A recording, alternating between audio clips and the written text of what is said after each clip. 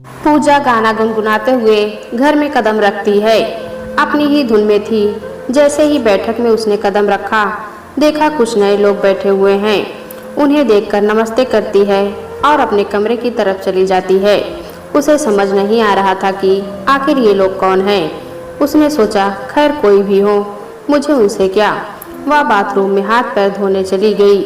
तभी बाहर से माँ की आवाज़ सुनाई देती है कि पूजा, मैंने तुम्हारे लिए कपड़े निकाल कर रख दिए हैं, आते ही उन्हें पहनकर बाहर आ जाना। अब पूजा को समझ में आ गया था कि माजरा क्या है। पूजा बाथरूम से बाहर आकर देखती है कि माँ ने अपनी सुंदर सी साड़ी निकाल कर रखी है। उसे याद है कि माँ इस साड़ी को कभी हाथ भी नहीं लगाने देती थी, पर आज देखो वही साड़ी लाकर पहनने के लिए दे रही हैं। उसने कमरे से हड़बड़ी में जाते हुए माँ से कहा, बात क्या है, आप तो आज बहुत खुश नजर आ रही हैं। माँ ने कहा, तू जल्दी से तैयार हो जा, बाहर वे लोग कब से तेरा इंतजार कर रहे हैं। पूजा ने कहा, कौन है वे लोग? माँ, मेरा इंतजार क्यों कर रहे हैं? माँ ने कहा कि वे लोग तुझे देखने आए हैं, बहुत ही अच्छे लोग हैं। एक लड़का और एक लड़की, बस छोटा सा परिवार है। पिता अभी नौकरी कर रहे हैं, लड़की पढ़ रही है और लड़का बैंक में मैनेजर है। और क्या चाहिए, तेरी मौसी ने भेजा है यह रिश्ता। उनके ही गांव के लोग हैं, बहुत ही अच्छा और इज्जतदार परिवार है। माँ, अभी मेरी पढ़ाई भी पूरी नहीं हुई है, 1 साल के बाद मुझे डिग्री मिल जाएगी। मेरी पढ़ाई के बाद शादी कर लूँगी। माँ ने कहा कि देख ले पूजा, रिश्ता जम गई तो होगी, नहीं तो नहीं। पर मेरे और तुम्हारे पिताजी की सोच है कि अगर घर बैठे बिठाए अच्छा रिश्ता आया है तो उसे क्यों छोड़ना। वे लोग भी पढ़े लिखे हैं, उनकी बेटी भी पढ़ रही है, तो तुम्हारी पढ़ाई भी जरूर पूरी करवा देंगे। अब माँ की बात का मान रखते हुए पूजा उनके सामने बैठने के लिए तैयार हो गई थी। उन्हें पूजा बहुत पसंद आई थी। फिर क्या, माता पिता ने पूजा की पढ़ाई और उसकी नाराजगी को ताक पर रखकर बहुत सारा दहेज देकर उसका विवाह अरुण के साथ कर दिया और उसे ससुराल विदा करके दोनों माता पिता खुश थे कि उन्होंने अपने जिगर के टुकड़े को बहुत ही अच्छे लड़के के हाथों में सौंपा है। अब वह राज करेगी उस घर में, क्योंकि अरुण के माता पिता लखनऊ में रहते थे, अरुण भोपाल में रहता था। पूजा शादी के बाद लखनऊ गई। रीति रिवाजों और रस्मों के बाद सास कमली पूजा और अरुण के साथ भोपाल आई उनकी गृहस्थी जमाने के लिए। 2-3 दिन साथ रहकर वापस चली गई, क्योंकि वहाँ घर में बिन ब्याही लड़की आरोही और पति थे। उनकी अपनी जिम्मेदारियाँ थी। उन्होंने पूजा को जाते जाते बताया कि अरुण की नाक पर गुस्सा रहता है, उसे किसी तरह से हैंडल कर लिया तो बस तेरी जिंदगी में खुशियाँ ही खुशियाँ आ जाएंगी।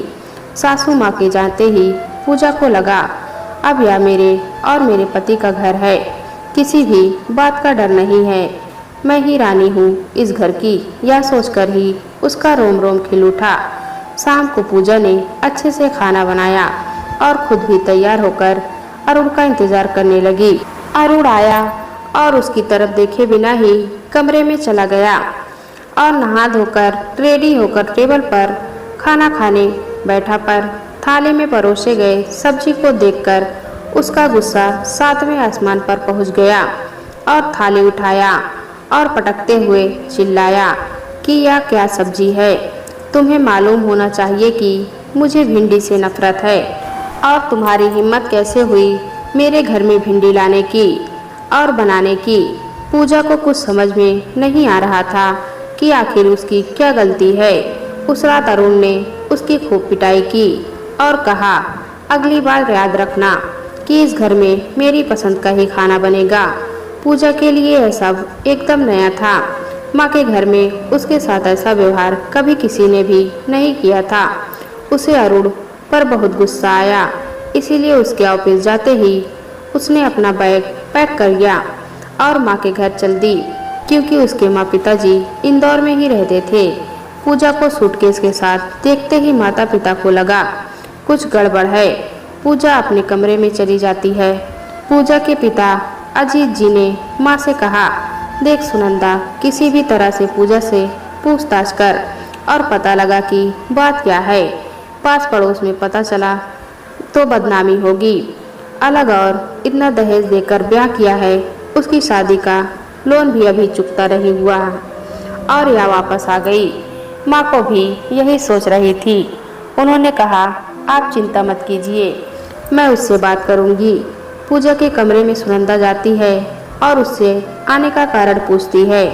पहले तो पूजा चुप रही, परंतु बहुत पूछने पर उसने बताया कि माँ, मैंने कुछ नहीं किया है, मैंने खाने में सिर्फ भिंडी की सब्जी बनाई थी, वह उसे पसंद नहीं है, वह मुझे मालूम ना था, उसके लिए उसने मुझे बहुत पीटा था, अब मैं उसके घर वापस नहीं जाऊंगी। यह क्या बात हुई? मुझे सपना आएगा क्या? उन्हें क्या पसंद है क्या नहीं? पहली बार पत्नी ने बनाया है तो खा लेते और बताते कि अगली बार से नहीं बनाना, नहीं अपनी मर्जी की ही चलानी है। मैं नहीं जाऊंगी कह देती हूँ, मुझे फिर मत भेजना। मैं तो कल से कॉलेज चली जाऊंगी और अपनी डिग्री पूरी करूंगी।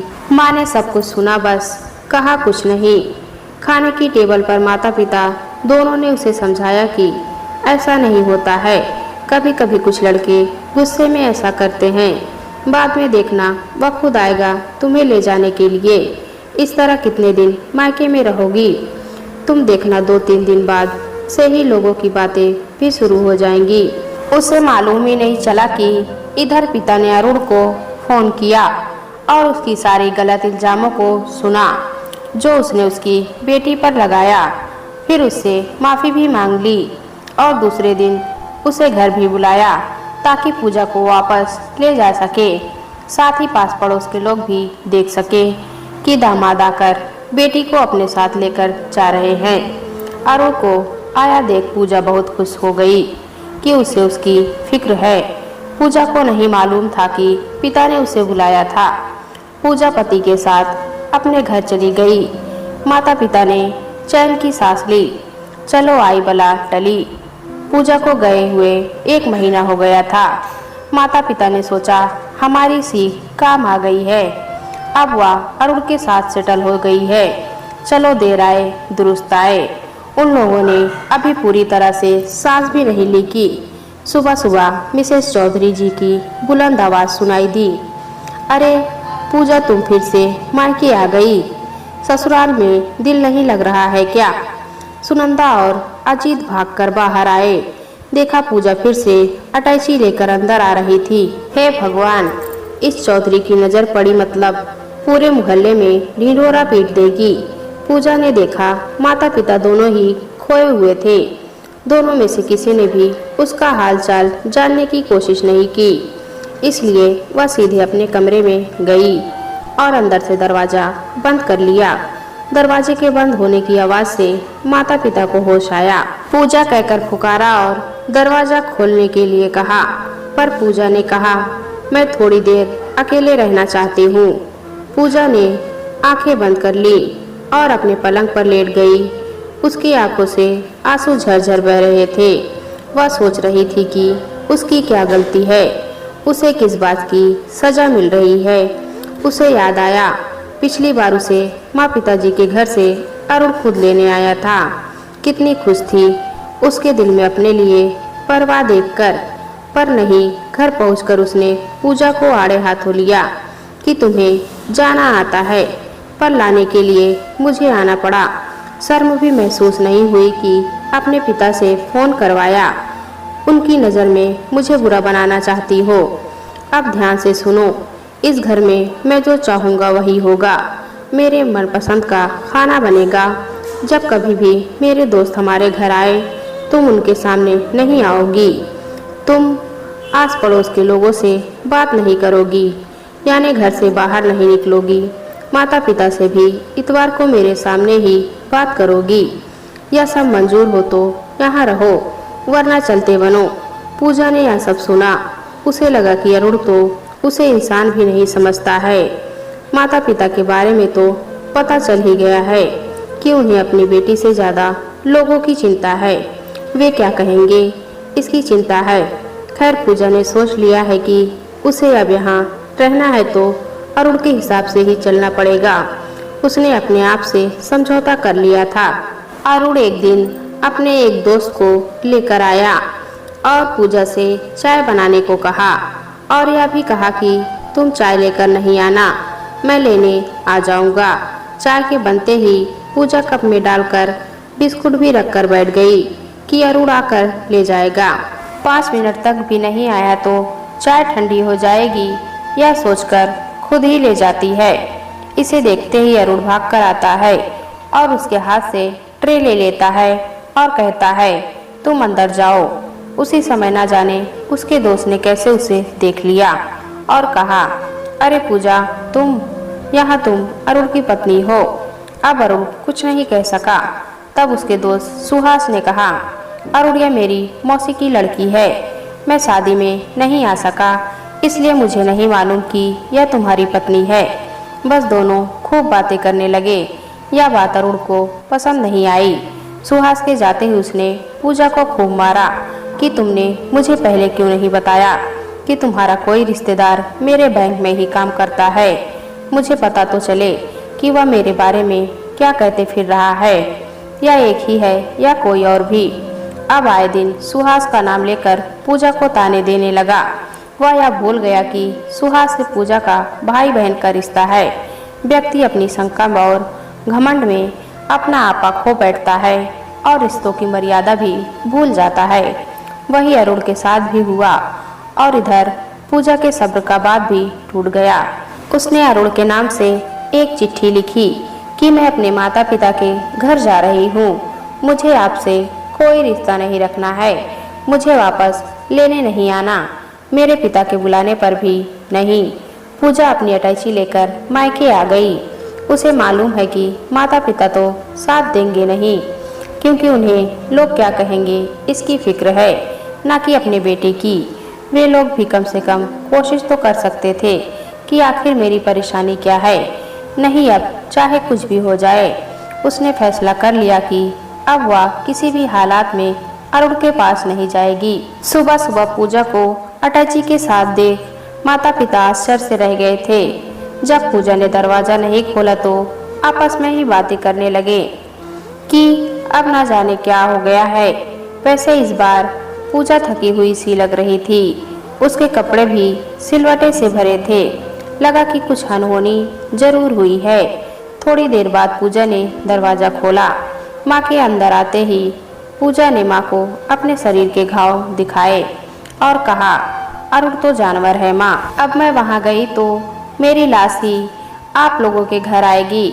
माता पिता ने उसकी हालत देखकर कुछ नहीं कहा। धीरे धीरे पूजा की हालत सुधरने लगी। लोगों ने सोचा कि शायद पूजा माँ बनने वाली है, इसलिए किसी ने भी कुछ नहीं पूछा कि पूजा कितने दिन रहेगी। एक दिन पूजा की मौसी आई। उसने माँ से कहा, दीदी हमारे गांव में सिप्रा नामक एक पवित्रता है। उसका पति उसे इतना मारता पीटता था पर उसने उब तक नहीं की और अब वह बिस्तर पर पड़ा है और सिप्रा उसकी सेवा में लगी हुई है। नई ब्याहता लड़की को उससे मिलाकर उसका आशीर्वाद दिलाया तो उसकी जिंदगी में खुशियां ही खुशियां आ जाएंगी। हम लोग पूजा को भी वहां ले जाएंगे और उसका आशीर्वाद दिलाएंगे। माँ तैयार हो गई और पूजा को मौसी के घर लेकर जाने की तैयारी करने लगी। पूजा ने नहीं पूछा कि हम क्यों जा रहे हैं, क्योंकि उसे भी लगा कि चलो थोड़ा घूम फिर कर आते हैं। फिर कॉलेज खुल जा गए तो कहीं नहीं जा सकूंगी। गांव में पहुंचकर हाथ मुंह धोकर माँ और मौसी पूजा को लेकर सिप्रा के घर पहुँचे। सिप्रा बहुत सुंदर लग रही थी। उसे देखते ही पूजा को अपनापन महसूस हुआ। मौसी उससे अकेले में बात कर रही थी। दोनों कमरे में आते ही और मौसी बताती है कि उसके पति कैसे थे और उन्होंने कैसे सब कुछ सहा। यह सब सुनकर पूजा को समझ में आ गया कि माँ और मौसी उसे यहाँ क्यों लाए हैं, दूसरों के सामने अपनों के लिए क्या कहें। सिप्रा ने कहा, मैं पूजा जी से अकेले में बात करना चाहती हूँ।